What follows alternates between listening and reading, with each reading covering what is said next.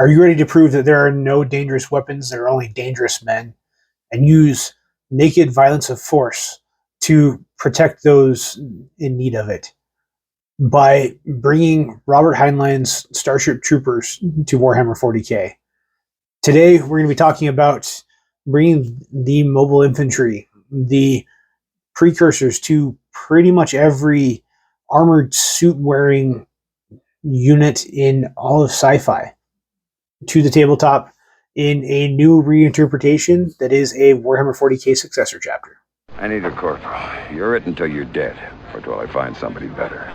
As many of you guys probably know, there's three main books that are often cited as being core staples to inspiring Warhammer 40k. Those are Dune by Frank Herbert, The Foundation by Isaac Asimov, and Starship Troopers by Robert Heinlein. Those three are actually some of my favorite books of all time, so it was a lot of fun to bring this first Space Marine chapter to life by focusing on the MI from Starship Troopers.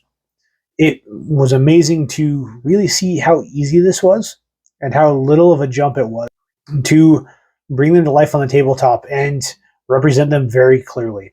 In Starship Troopers, you see people in power suits fighting space bugs and rebels, and that's really what it is. It's very similar to the foundations of Warhammer 40k and where they started. So in order to represent them correctly, we had to create a Space Marine Legion that really does actually represent them while still keeping all of the additional bling and depth and grimdarkness of the 41st millennium in Warhammer 40k. So let's talk about the basic information of what this Space Marine Legion is, who they are, and where they come from. You got something to say about the Mobile Infantry? The Successor Chapter that will represent the Mobile Infantry is called the Polaris Rangers. The Polaris Rangers are a combination of two of the MI units that our main character actually serves in, and it was a lot of fun to really kind of bring in some Easter eggs and twists into them that will make them still feel correct. They're a Blood Angel Successor Chapter that has a very distinct rage against the Tyranids for what happened on Ball. They are not happy about it, and they have made it their ultimate desire and motive to destroy any space bug that comes anywhere near them and protect the Imperium from any hive fleet that should try and venture their direction. They're currently stationed in the Ultima Segmentum in the Osirian sector, locked up with Hive Fleet Moloch, and they're doing everything they can to stop them in place. Just like their allies of Australian Ninth, they have been fighting this fight for as long as this Hive Fleet has been in the galaxy, and they'll continue to fight this fight for as long as necessary until this Hive Fleet is completely and utterly destroyed. They hail from a world called Clenethune, where they train and have their fortress monastery, constantly sending one company after another of new recruits to reinforce the ranks of those on the front lines with the Hive Fleet. They wear black armor with brass and red accents, giving them just enough color to stick out while nearly completely disappearing in the middle of the night. And a lot of times the only thing you can see of them are their red eye lenses. So paired with that, they have the winged knife as their symbol. It adorns their shoulder and is the only thing of actual bright color, being white, on their pauldrons. Everything else will be black or a dark bronze or a dark red. They want to be as menacing as possible so that anything that comes near them doesn't want to mess with them. Their hatred for Tyranids goes so far that often they'll adorn their armor with carcasses and carapace of Tyranids to show how many they've killed or what they've killed. If they can get anything from a hive tyrant or a biovore or any of those larger creatures, they will use it in some way, whether it be a blade guard, placing it over his shield to give it additional strength, while also being a Carnifex's head. And this hatred for Tyranids has no end. Because of that, when they were actually founded, they were originally founded as a fleet chapter But when they found out about High Fleet Moloch being inbound, they moved out that direction and established their fortress monastery in order to have a base where they could resupply and reinforce, so that they could constantly take this fight to High Fleet Moloch and ensure that High Fleet Moloch never makes it past them. So now that you've learned a little bit about the Polaris Rangers and who they are and where they pull from Starship Troopers, let's talk about the actual Army units and what they would look like on the tabletop. You kill anything that has more than 2 legs, you get me? Like we just discussed, these guys are a Blood Angel Successor Chapter, but they don't have the same rules about specific units because their hatred for Tyranids overcomes anything else. Some of the other Blood Angels and Sons of Sanguinius think that they've succumbed to the Black Rage and have somehow started to see the Tyranids as Horus, giving them an insane bloodlust that overcomes any type of decorum that they may have. So they have zero qualms about what type of units they use, what methods they use, and how they destroy the Tyranids. And this will affect their list as well. So to start out their list, we do have a captain with jump pack.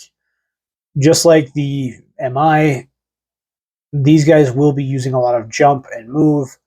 They do have some heavier units, but being able to move quickly and rip things apart is just as important to them as anything else. We also have an apothecary to treat wounds and deal with the more extreme Black Rage. We also have a sanguinary priest to administer some of the blood rites and try and help things. We also have 2 chaplains with jump packs. These guys will serve as units for our jump pack squads, and I see them more as experienced NCOs than I do true chaplains. They're not going to be hyper-religious because their entire world and their entire faith revolves around killing bugs. That is what they do, that is what they do best, and that is what they will constantly do. And that's what the chaplains will be driving them to do. Now that we've talked about the actual characters, let's talk about some of the units we'll be fielding alongside them. We'll have a Devastator squad to really cause as much destruction and mayhem as they can. We'll have an Intercessor squad to give us a little bit of shooting and backline screening. Because holding ground is so important to them, they will pull some of their tricks from the Imperial Fists while still maintaining that very Blood Angels feel. On top of that, you'll need 6 boxes of Assault Intercessors with jump packs, because you're going to have 3 10-man squads, 1 with the captain and 1 with each of the chaplains. I have 2 Eliminator squads. These will be used to snipe and use precision on the Hive Fleet with the leader units that are giving off that hive mind control. So that's what these Eliminator squads will be tasked with. They'll move and they will take out those threats. On top of that, you'll have a Gladiator Lancer. You're going to have 3 Invictor Tactical War Suits to really clean things up. If you want to down the road, you can also change this out for a Dreadnought as well. There's no problem with that. I originally thought about going that direction, but the Invictor Tactical War Suits felt better. It's also a fun little nod to Alien, especially where they're going to be fighting bugs. So I included those as well as 2 Impulsors to transport any of our foot-based units to where they need to go. So it's a pretty simple, straightforward army here, and I think you guys will really like it. It'll be fun to field, especially against Tyranids, and it'll have a pretty good punch to it. So let's talk about how to paint these guys next, wrap it up with some tactics, and get you back to the tabletop to play. The only good bug is a dead bug. So painting these guys is going to be pretty straightforward. They're an easy unit to feel and field. The big thing you're going to need is black armor. I prefer Night Scale by Army Painter's Metallics. It gives a little bit of a pop still while keeping it very, very black. If you want to do an abyssal black color, that will work too. It'll look cool. I like the Night Scale because I can do a little bit of a wash to darken out some of its recesses and still bring out a lot of its features without just having a straight black wash. On top of that, red eyes. That's very important. Red eyes are one of the things that Heinlein often talks about with his unit's armor, either a red visor or red eyes. So it needed to be in here as well. I took that red a little bit further and used it on their pauldrons. as well as the shielding caps on their thrusters, on their packs, and just for fun, I did it on their rifles as well. As I'm talking, you'll see the actual paint job I mocked up in ImpCat, so you guys can see what it'll look like. And then using bronze on any of the metallic edging, on the pauldrons, on the Aquila. I also put a bronze crest on there. I always like this bronze and black and red mix to really bring it to life. And then, like I said, the unit markings and the winged knife that is their chapter symbol will be white on the pauldrons.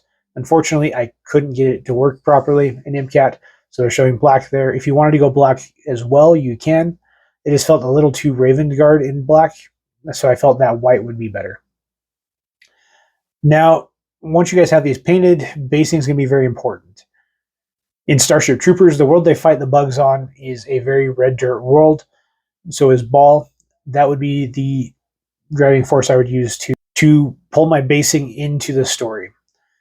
I can't actually do the basing colors in ImpCat, unfortunately, or the basing materials, or I'd show you that as well. I do live here in Utah, so if you just look up Arches National Park, that is the color I'd be using for a lot of things to base it. Mixing a little bit of brown with my personal favorite is Vallejo Dark Red. It brings a lot of color and flavor, especially if you use an Army Painter Strong Tone wash, because then it gives just enough brown to fill in holes and make it look dirty. So I would do that, maybe mixing in some rocks and things like that. Or if you have Tyranid bits, which I do have plenty, I would mix them in there and really get them to feel like they've been beaten. If you wanted to do some kit bashing, this would be a fun army to kit bash with, especially if you have Tyranid bits. Using Termagant heads or some of the plates from a Venom Thrope or anything like that would be really, really cool on the armor and could save you some paint jobs as well. So now that you have it all painted, let's move on to talk about tabletop tactics and what they'd look like there. Do you get me? Sir, yes, sir! Now that you have the army painted and ready to go, on the tabletop, I went back and forth with several detachments and settled on the Angelic Host detachment because it gives you the ability upon Wings of Fire. It gives your jump pack units a lot of buffs and special abilities that really bring out the feel I was hoping for. But if you have Blood Angel players that disagree and think a different attachment would be better, please let us know in the comments below. I am not a Blood Angels player, so I could not speak to that. The best attachment in competition for Blood Angels specifically. But I felt that one would give us a little bit more lore accuracy and feel to it. Now, on the tabletop, because we're using big blocks of Assault Intercessors with jump packs, obviously we're going to be moving quickly to objectives to seize control of things, while our bigger units are moving a little bit slower to give us a little bit of board control. But board control isn't our main priority. Smashing bugs is. So that's where the focus really should be if you want to play it in a proper feel for how this chapter would fight. So get them moving on the tabletop and hit as many small units of bugs as possible while letting your bigger units move into position to take out the bigger stuff as well. Don't sacrifice needlessly, but they would have a driving force to kill, not as much to hold objectives or maneuver and do small side projects as well. They will be very driven to kill bugs. That's what I feel like they would be like on the tabletop and would provide some really cool feel and twist to the way the Blood Angels play a little bit. But with all of that said, this has been a lot of fun to do. It's been fun to cover several of my personal favorite stories that have some really cool armies to inspire 40k successor chapters. But I want to spread this out a little bit more. I think the next one we're going to do will be Dune. And I'm not going to use a Space Marine Successor Chapter. I'm going to use something else to represent the Fremen. So let me know in the comments below if you have any other armies from literature that you would like me to cover or turn into Space Marine Successor Chapters or a different faction. If you would like to suggest that faction, please do so in the comments below as well. And if you want to see any other Warhammer 40k videos done by me, please let me know in the comments as well. And don't forget to like and subscribe. That goes a long way to showing me which videos you guys want to see more of. and I will see you guys later. Bye.